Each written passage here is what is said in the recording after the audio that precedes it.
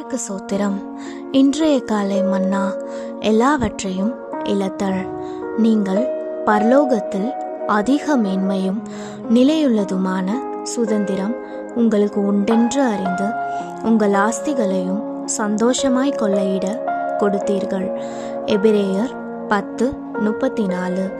சீன தேசத்தை சேர்ந்த ஒரு மிஷினரி ஒரு முறை ரயிலில் பயணம் செய்து கொண்டிருக்கையில் தான் நீண்ட காலமாக உபயோகித்து வந்த தன் வேதாகமம், தான் பல வருடங்களாக சேகரித்து வைத்திருந்த தனக்கு மிகவும் விருப்பமான பாடல்கள் அடங்கிய புத்தகம், தன்னுடைய நண்பர்களின் விலாசங்கள் எல்லாம் அடங்கிய குறிப்பேடு, தன் பிரசங்க குறிப்புகளின் தொகுப்பு போன்ற தன்னுடைய ஜீவியத்தில் தனக்கிருந்த வெளியேற பெற்ற பொருட்கள் அனைத்தையும் இழந்துவிட்டார். இதனால் அவர் மனம் தளர்ந்து போனார்.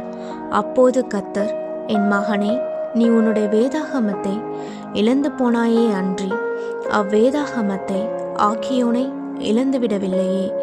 நீ பாட்டு புஸ்தகத்தை இழந்து போனாயே அன்றி நான் உன்னுடைய இருதயத்தில் உனக்கு தந்த பாடல்களை இழந்து போகவில்லையே. நீ உன்னுடைய பிரசங்க குறிப்புகளை இழந்திருக்கிறாய் என்பது மெய்தான். ஆனால் உண்மையான தூதாகிய என்னை கிறிஸ்து நீ இழந்துவிடவில்லையே.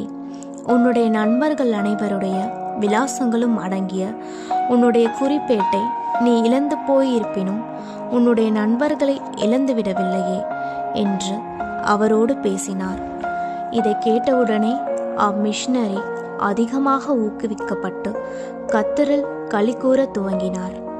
அருமையான நண்பனே, நீ ஒருவேளை சமீபத்தில் உன்னுடைய பணம், வீடு, சொத்து, வேலை அல்லது உனக்கு வெளியேற பெற்ற தாயிருந்த ஏதோ ஒன்றை இழந்திருக்கக்கூடும். எனினும் ஆவிக்குரியதும் பொருள் சம்பந்தத்துமான சகல ஆசீர்வாதங்களுக்கும் மூலகாரணரும் உரிமையாளரும் ஆகிய தேவனை நீ இழந்து போகவில்லை என்பதை நினைவிற்கொள்வாயாக.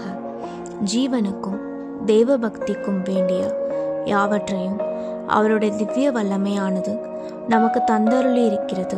2 பேதுரு 1:3. யோபு தனக்கிருந்த பொருள் சம்பந்தமான ஆசீர்வாதங்கள் அனைத்தையும், தன்னுடைய சரீர சுகத்தையும் தன்னுடைய பிள்ளைகளையும் கூட இழந்து போன போது அவனுடைய மனைவியும் கூட கர்த்தரை மறுதலித்து விடும்படி அவனுக்கு ஆலோசனை கூறியும் தன் தேவனை பற்றி பிடித்து கொண்டான்.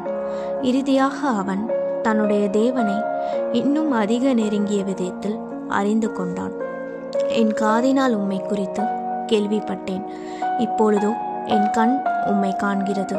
யோபு 42:5 என்று அவன் கூறுகிறான்.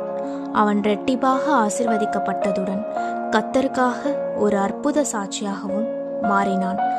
பூமிக்குரியவைகளை இழத்தல் நம்மை கலக்கமடைய செய்யவோ, நம்முடைய தேவனின் தயவையும் உண்மையையும் சந்தேகிக்க செய்யவோ வேண்டாம். ஆமென்.